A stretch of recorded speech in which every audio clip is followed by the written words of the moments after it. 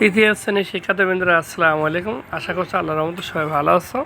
তোমাদের আগামী 17 তারিখ থেকে তোমাদের দ্বিতীয় শ্রেণীর পরীক্ষা শুরু হতে যাচ্ছে। সেই লক্ষ্যে আমি তোমাদের দ্বিতীয় শ্রেণীর ইংরেজির নমুনা প্রশ্ন সাজেশন নিয়ে হাজির হয়েছি তোমাদের বইভিত্তিক। চলো কথা না বাড়িয়ে তোমাদের সাজেশনটি কী তৈরি করতে চলো দেখি। আশা করছি তোমরা এই নমুনা প্রশ্নটি পুরোপুরি কমন পাবে। এই নমুনা প্রশ্নটি তোমাদের বই ভিত্তিক করা হয়েছে। তোমরা যদি কমেন্টে বলো তো সাজেশন একটা তৈরি করে দিতে, সেক্ষেত্রে আমি বই ভিত্তিক আবার সাজেশন নতুন করে তৈরি করে দিতে পারবো।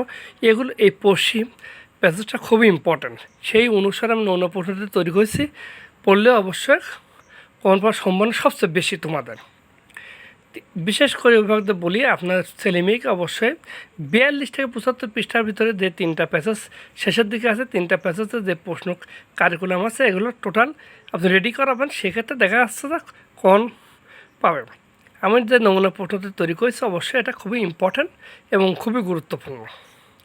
এই পড়শি প্যাসেজটা আপনার বাচ্চাকে খুব সুন্দর করে পড়াবেন, যাতে প্যাসেজ থেকে 1, 2, 3-এর প্রশ্ন রেডি করতে পারে।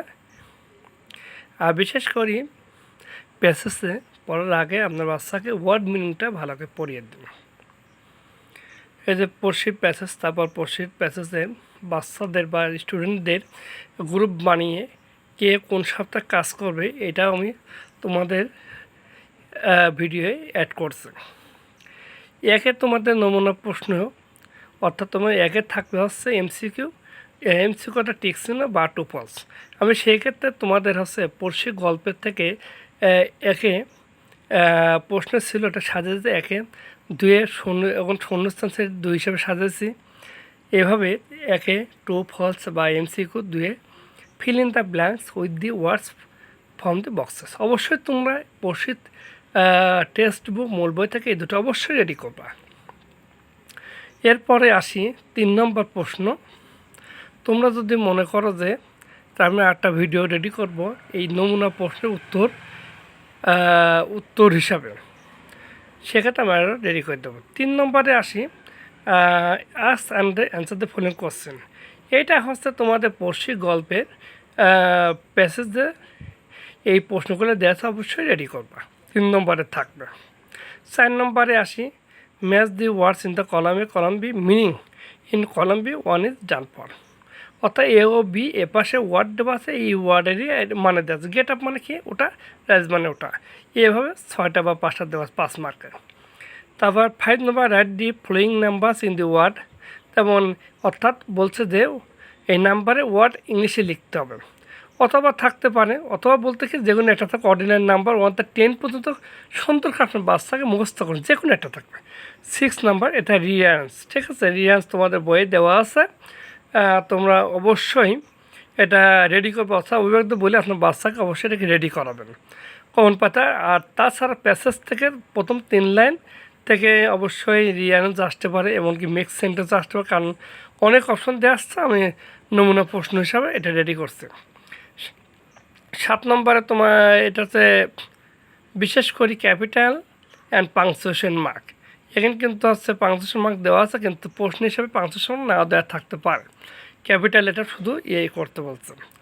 আরেকটা আছে কামালের হচ্ছে এটা দেওয়া আছে capital letters for the necessary capital letter বা পাংচুয়েশন দুটোই থাকতে পারে।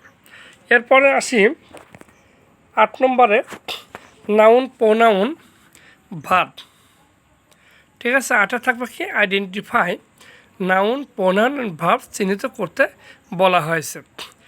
এই নাউন প্রোনাউন ভার্ব নিয়ে যদি আপনারা চান আমি একটা ভিডিও করি, যাতে বাচ্চারা সুন্দর করে বুঝতে পারে, বুঝিয়ে প্রশ্নে অ্যান্সার করতে পারে, সেক্ষেত্রে আমাকে রিকোয়েস্ট করলে অবশ্যই আমি নাউন প্রোনাউন ভার্ব চিহ্নিতকরণ কীভাবে করতে হয় সেই নিয়ে আমি একটা ভিডিও করে দিতে পারি। আশা করছি ভিডিওটি ভালো লাগছে।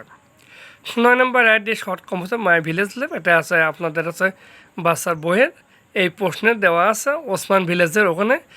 এটা খুবই ইম্পর্টেন্ট, বাচ্চাকে মুখস্থ করাবেন। যে কোনো গাইড দেখে বের করবেন, নাহলে দেখা যাচ্ছে যে অনেক ওয়েবসাইট আছে গুগল বা ChatGPT বা নিজেই যদি পারেন এটা করবেন।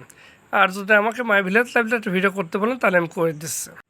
আশা করছি আমার নমুনা প্রশ্ন বা সাজেশন হিসেবে যে ভিডিওটি করতে এই ভিডিওটি অবশ্যই অভিভাবক অথবা তৃতীয় শ্রেণীর শিক্ষার্থীরা অবশ্যই ভালো লাগছে। ভিডিওটি ভালো লাগলে লাইক দেবেন, চ্যানেলটি সাবস্ক্রাইব করবেন। আর মাই ভিলেজ লাইফ নিয়ে যদি আমাকে একটা কম্পোজিশন শর্ট কম্পোজিশন সহজ করে লেখা অনুরোধ জানানো হয়, তাহলে সেক্ষেত্রে মাই ভিলেজ লাইফ নিয়ে অবশ্যই আমি একটা ভিডিও করবো। সবাই ভালো থাকুন। আল্লাহ হাফেজ। আসসালামু আলাইকুম।